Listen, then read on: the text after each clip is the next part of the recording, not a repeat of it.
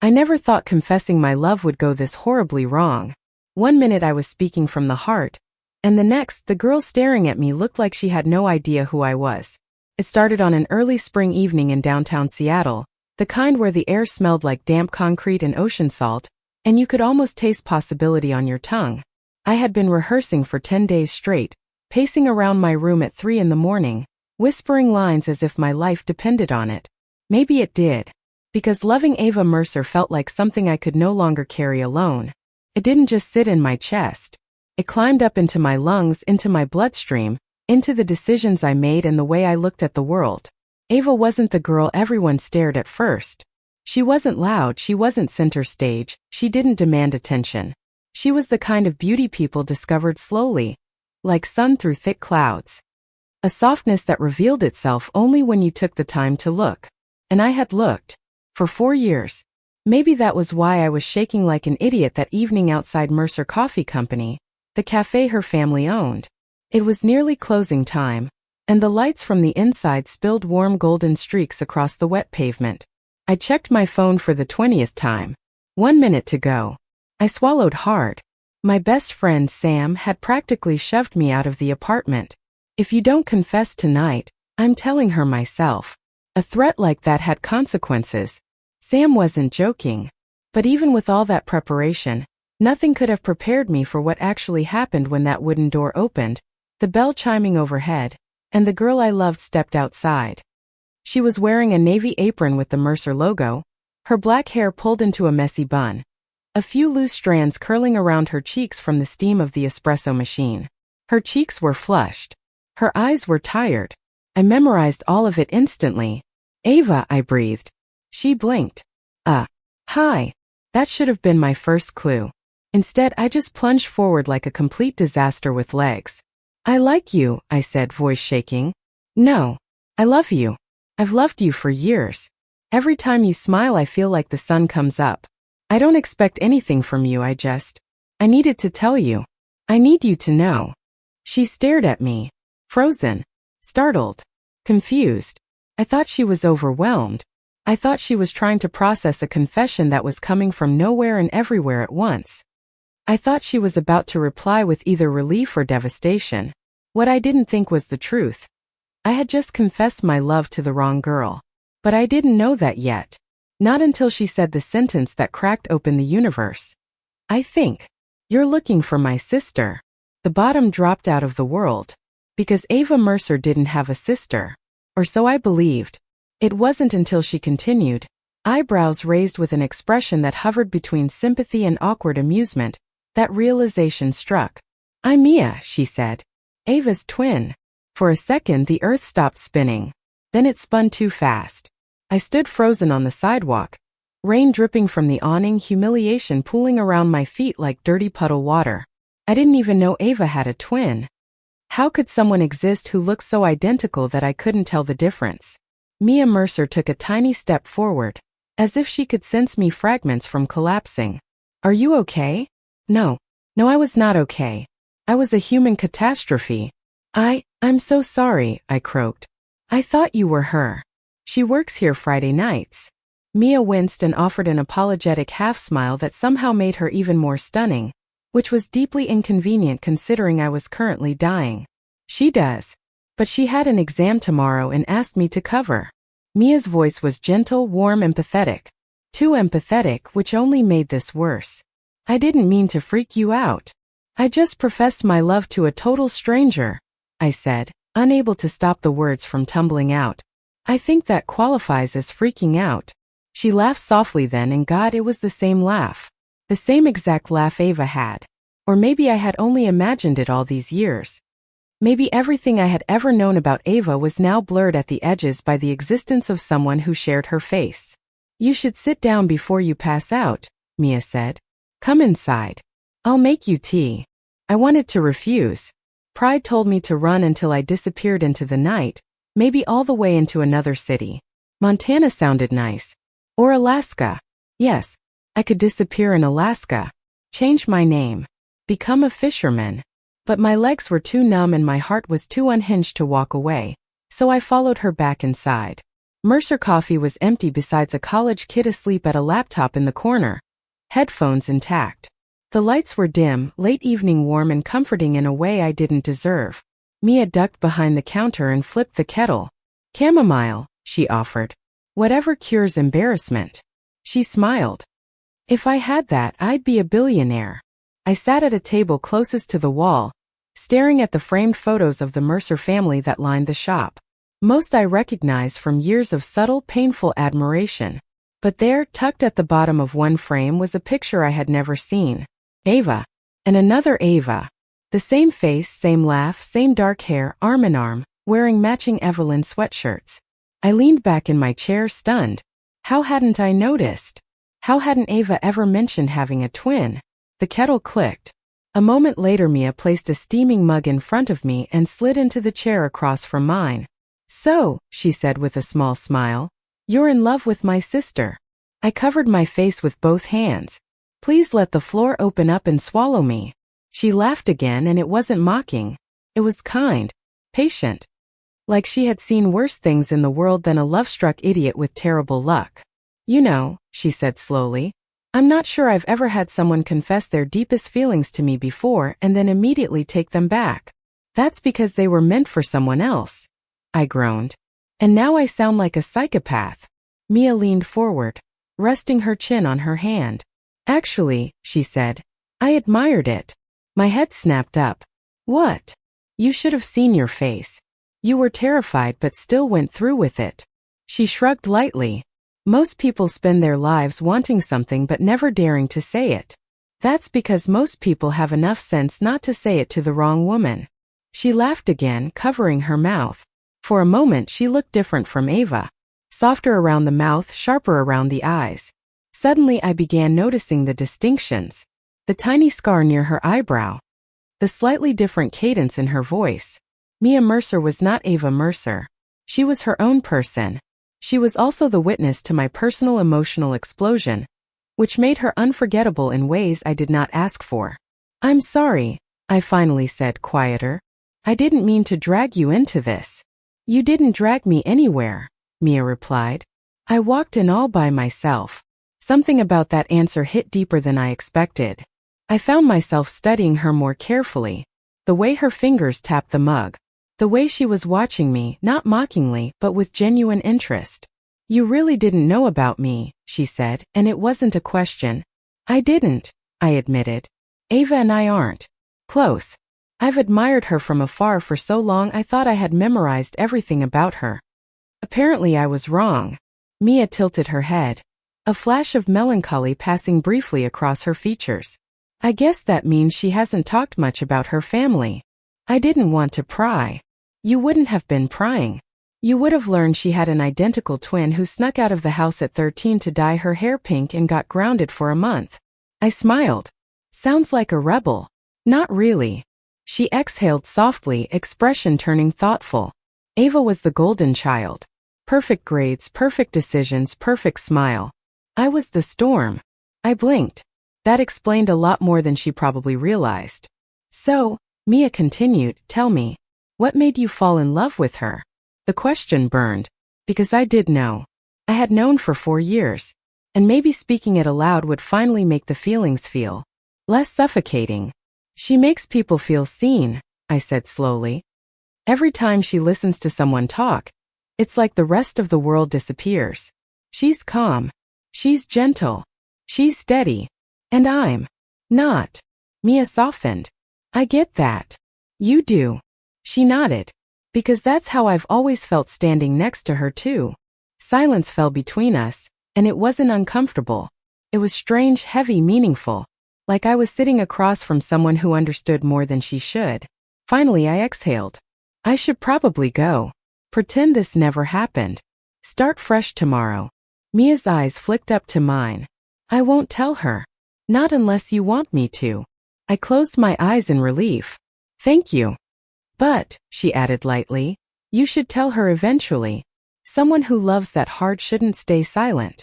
I smiled despite myself. I'm not sure I have the courage to do this twice. You will, she said confidently. Just, maybe look at the face first before pouring your soul out. I leaned my forehead against the table. I deserve that. She laughed again, pushing her chair back and collecting our empty mugs. I stood, thanked her, and headed to the door. But right before I stepped out into the cool evening air, she called after me. Hey! I turned. I'm Mia, she said softly, as if I hadn't already learned that in the worst way possible. And just for the record, it wasn't a bad confession. I flushed. Good night, Mia. Good night? Oh, Emery. My name's Emery. A smile. A wave. And then the door closed behind me, leaving me with the rain, my heartbeat, and the agonizing realization that my life had just taken a turn I could have never predicted. I walked home replaying everything on a loop, every sentence, every look, every pause. Ava was still the girl I loved. But Mia was now something else. A witness. A secret. A chapter one never intended to write. I crawled into bed at 1 a.m, staring at the ceiling thinking, how do you confess to the girl you love? After confessing to her sister first? Sleep didn't come for hours, because nothing was simple anymore. And tomorrow everything would only get more complicated. I woke up the next morning with the worst emotional hangover of my life. Not the type caused by tequila shots and bad decisions, but the kind where your heart was the drunk one, and your brain was forced to wake up and deal with the fallout. The Seattle sky outside my window was gray and damp, typical of early spring, and maybe it should have matched the mood inside my chest. But even with humiliation still clinging to me like wet fabric, something else lingered, something I didn't expect. Mia's voice. It wasn't Ava's. It wasn't the girl I had spent so long loving in quiet desperation. But it was still there. Calm. Warm. Unreasonably understanding for someone who should have watched me crash and burn with popcorn. I groaned into my pillow and texted Sam. I did it. It went horribly wrong. I want a refund on life. He responded instantly. What happened? I stared at the screen, wondering where to even begin. She has a twin. I confessed to the twin. There was a solid 20 seconds of silence before my phone exploded with, "Are you screwing with me?" I typed back, "I wish. You need to move." Agreed. Alaska. Good luck, I believe in you. Change your name. I smiled despite myself. Then another message came. But hey, she didn't reject you. Technically. Please never speak again. He sent back 10 crying emojis. I threw the phone aside, showered, dressed, and spent the next hour staring at my coffee machine like it had answers to the universe. At 2:30, I forced myself out of the apartment and walked the 8 blocks to campus. I pretended everything was normal, but apparently my acting skills were terrible, because halfway through Intro to Behavioral Psychology my professor squinted at me and asked, "Emery, is something wrong? You're staring at your textbook like it personally betrayed you." Which honestly wasn't entirely inaccurate. After class, I stopped by the library to study, though studying was optimistic. I opened my laptop, stared at the screen, and instead of taking notes, found myself typing Mia Mercer into the search bar. I hesitated, then deleted it. I wasn't a stalker. I was a disaster, but not a stalker. So why was I thinking about her at all? I'd spent 4 years thinking about Ava. For years memorizing the way she tucked stray hair behind her ear, how she smiled at dogs, how her laughter always softened at the end like she tried not to laugh too loud. And yet now my head was full of, it wasn't a bad confession. Why had Mia said that? Why had she been kind? Why had she made tea instead of pushing me out the door? I didn't know. And thinking too hard about it made my brain feel like a cracked cup under too much heat. That night, as if fate was tired of watching me struggle and wanted entertainment, Sam ambushed me with microwave popcorn and a face that screamed, "I know something." "What?" I said, narrowing my eyes. He pointed dramatically at the TV. "You have 1 week," he declared like the voiceover of a dramatic trailer. 1 week to talk to Ava again. I blinked. "Did you just give me a deadline?" "Yes. I thrive under structure. You should too." I threw a pillow at him. But he wasn't wrong. Avoidance would only make this worse. I couldn't just pretend it hadn't happened. Besides, Mia said she wouldn't tell Ava, but that gave me zero assurance that Ava wouldn't find out some other way. Word traveled fast on campus. Faster than rational thought. By Friday evening, after 2 days of rehearsing 20 different versions of Hi, I found myself standing across the street from Mercer Coffee again. It was dusk, golden light spilling over the pavement like someone had poured honey along the skyline. I took a deep breath. Don't be an idiot this time. The bell over the cafe door chimed as I stepped inside. My heartbeat stuttered. There she was. Ava Mercer, hair in a tidy ponytail, navy apron, carefully tying a pastry bag behind the counter. Her movements precise, confident, familiar. Exactly how I'd always seen her. This time, I looked for the differences, tiny things Mia had that Ava didn't. And now that I was paying attention, I could see them. Ava's posture straighter. Her voice softer. Her smile smaller, quietly warm in a way that didn't immediately demand attention. Ava noticed me and brightened. Emery, right? I froze. She knew my name. I had never given her my name. My heart sprinted. Yes, I said, mentally thanking every celestial being in existence that her shift twin hadn't ruined me. She set the pastry bag aside. Caramel latte again? You remember that? She shrugged, smiling. People think quiet means not noticing. That's rarely true. God, if I died right now, bury me with that line. I approached the counter, trying to form a sentence that didn't sound like panic in verbal form. How have you been? I survived exams, she exhaled. Barely. I celebrated by allowing myself 2 whole hours of sleep this morning. That sounds healthy. It wasn't. I laughed despite myself. Then she asked the question I dreaded. What brings you by? Just coffee or? I swallowed. Say it. Tell the truth. The real truth. But then my mouth betrayed me. I wanted to ask if you're free to hang out sometime. Her eyes flicked up, startled. Not uncomfortable. Just surprised. Oh, she breathed. I didn't expect that. Neither did I. 2 seconds ago, I still had no idea what I was asking. Ava wiped her hands on her apron and leaned against the counter, thinking. Then she looked up again, a soft, assessing expression in her eyes. You caught me on a good day, she said. I get off in 20 minutes. We could grab a walk by the waterfront. My heart nearly exploded. Yes, absolutely. She smiled and got back to work, and I moved to sit at a table, trying not to visibly combust. 20 minutes. I could survive 20 minutes. I didn't. The entire time I sat there, my brain worked overtime imagining worst-case scenarios. What if I said something stupid? What if I tripped? What if Mia walked in and recognized me? Oh God. What if Mia walked in? That alone almost killed me. But finally, Ava untied her apron, grabbed her bag and walked over. Ready. As ready as someone can be without formal emotional preparation. She laughed, and the two of us stepped outside into the soft Seattle evening. We walked toward the waterfront, passing rows of old brick storefronts, neon signs, ferry terminals and drizzle-slick sidewalks that had seen decades of tourists and broken hearts. Ava tucked her hands into her coat pockets and looked out toward Elliott Bay. I love this time of day, she said. Everything slows down just a little before the night picks up. I smiled. I get that. You seem quiet tonight, she added, glancing sideways. More than usual. I winced. I'm nervous. Because of me? The honesty slipped out before I could catch it. Yes. A surprised exhale escaped her, and for a moment we walked in silence, her expression unreadable. Then gently, you don't need to be. Easy for her to say. She hadn't spent the last 4 years building a love story in her head. Ava leaned against the railing overlooking the water. Wind tugged at strands of her dark hair, and the last blush of sunset painted her skin gold. Can I ask something? She said. I nodded. Why today? I stiffened. She didn't know what she was asking, but the question was too close to the truth. Why today? Because I had already confessed once this week. Just not to her. I chose my words carefully. Because waiting started to hurt more than speaking. Her eyes flickered. That's honest. I'm trying to be. She turned back to the cityscape thinking. When she finally spoke, her voice was quiet. You've always looked at me like you're in the middle of reading a sentence you can't finish. My heart stopped. Ava continued. I noticed.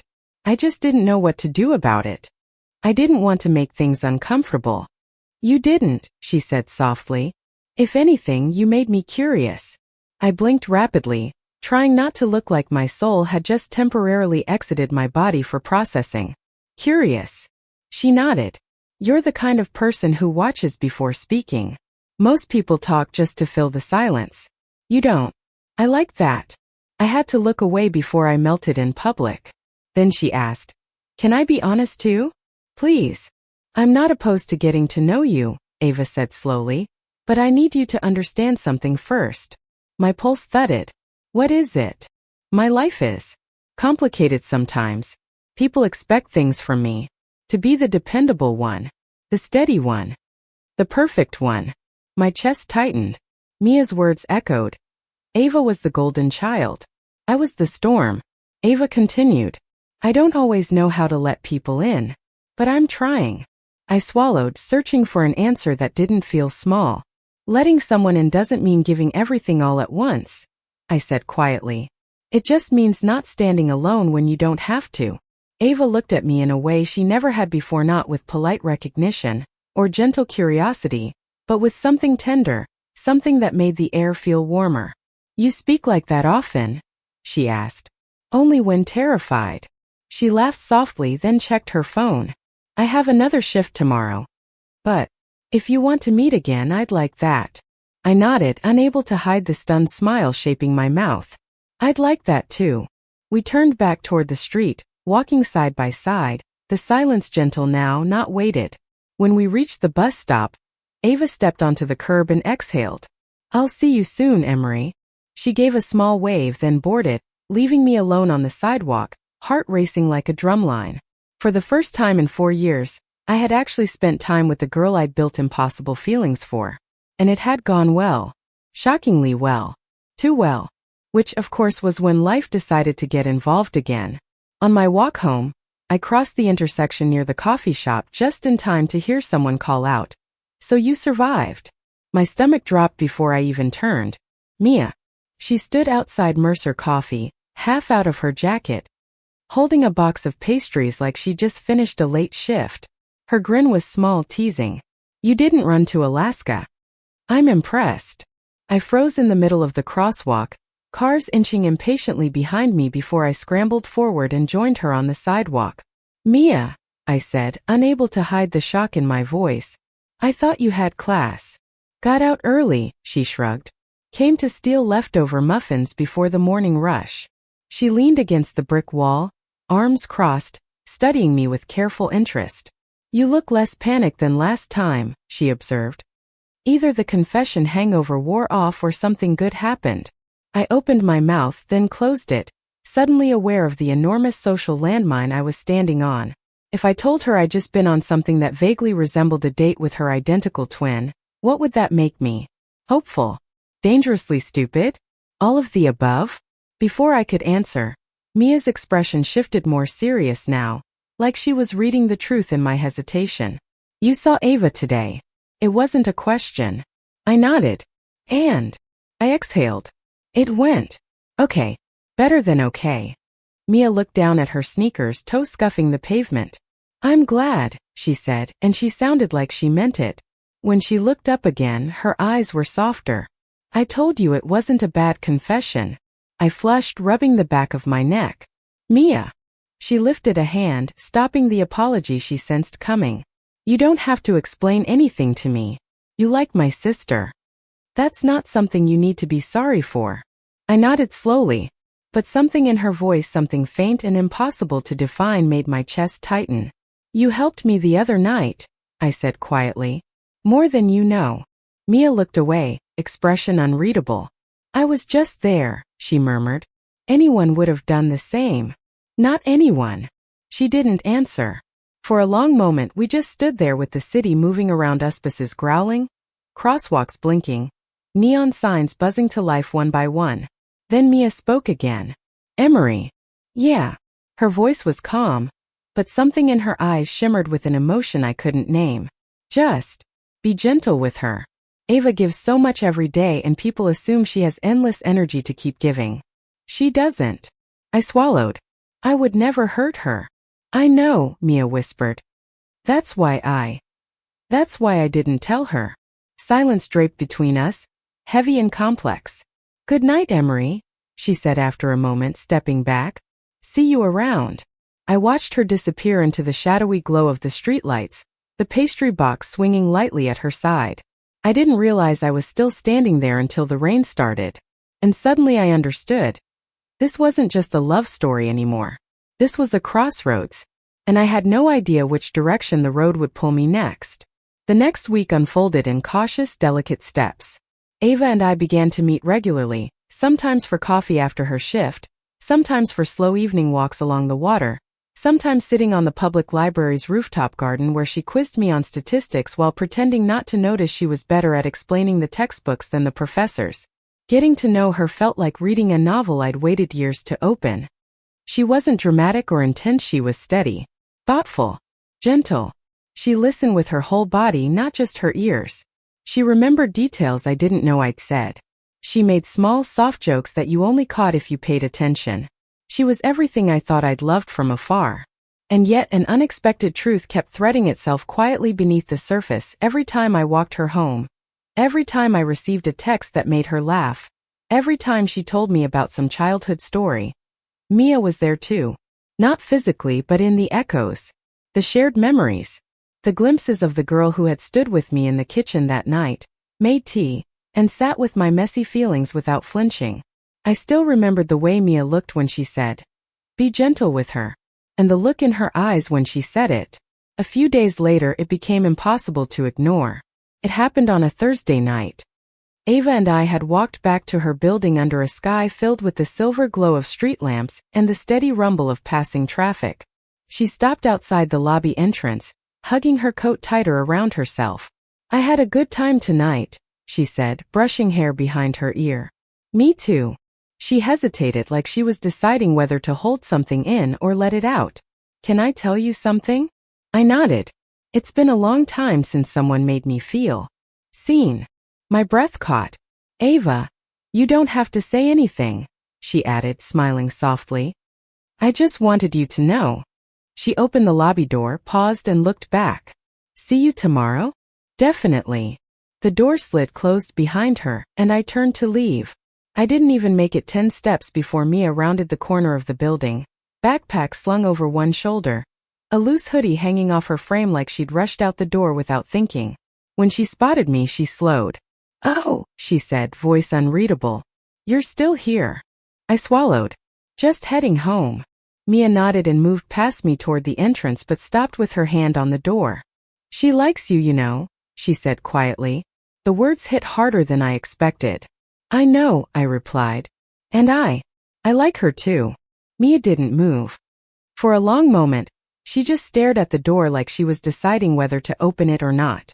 Then in a low voice, "It's strange." "What is?" She looked at me, eyes darker than the streetlights around us. "That I was the one in the room when you first said it. That I heard the words meant for her." My pulse stuttered. "Mia, you don't need to explain," she said quickly. She searched for a sentence that existed between dignity and vulnerability. "I've lived my whole life being the one people don't fall for. The one they meet on the way to someone else." Her voice didn't tremble, but it wasn't steady either. And God, that hurt. More than I was prepared for. "That's not fair," I said softly. "It's realistic." "No. It's practiced. There's a difference." Mia blinked, surprised. I took a breath I hadn't known I was holding. "You're not a detour, Mia. You're just someone people don't see fully right away. Because they're too busy seeing the obvious things first. Like Ava." "No," I said gently. "Like everything that hurts before something real has time to grow." Mia didn't answer. The city felt quieter than it should have been, cars passing in distant hums, neon signs buzzing overhead, the faint scent of wet concrete and coffee drifting out of the building. Finally she whispered, "You should go home, Emery." I nodded. "Good night, Mia." Her fingers tightened slightly on the door handle. "Night." She went inside and I stood alone under the streetlight, realizing with a painful clarity. Ava was who I had loved for years. But Mia was the one who had seen me. Life, of course, didn't give me time to avoid the inevitable. 2 days later, the twins invited me to dinner. Together. A situation so terrifying even Sam took a moment of silence when I told him. The Mercer's apartment smelled like garlic and fresh bread. Jazz playing low on a speaker. Mismatched mugs lined the kitchen counter. Old framed photos filled the hallway. Birthday parties, school uniforms, gap-toothed childhood smiles. Ava plated homemade pesto pasta at the stove. Mia chopped basil like it had wronged her personally.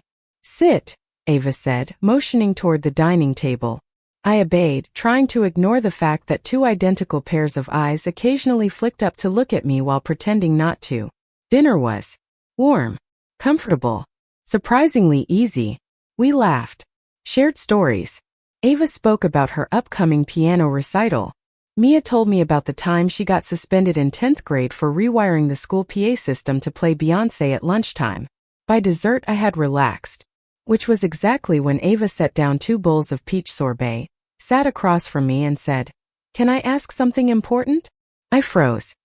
Mia's spoon stopped halfway to her mouth.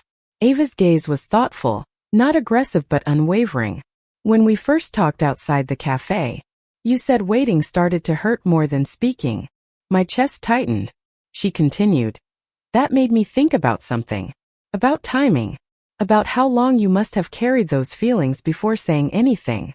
I swallowed. "Yeah." Ava folded her hands on the table. "Mia told me." Everything inside me stopped. The sorbet dish blurred. My pulse beat painfully in my throat. She told you?" Ava nodded. "The day after it happened."